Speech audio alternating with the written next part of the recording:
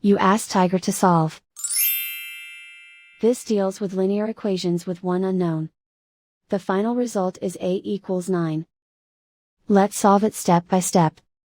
Group all a terms on the left side of the equation. Subtract 6a from both sides.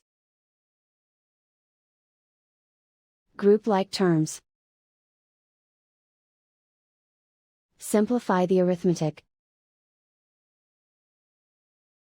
Group like terms.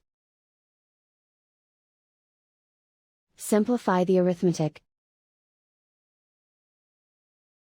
Group all constants on the right side of the equation. Subtract 7 from both sides. Simplify the arithmetic.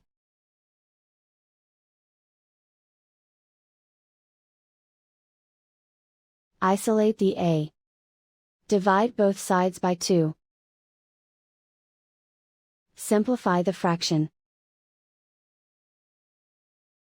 Find the greatest common factor of the numerator and denominator. Factor out and cancel the greatest common factor.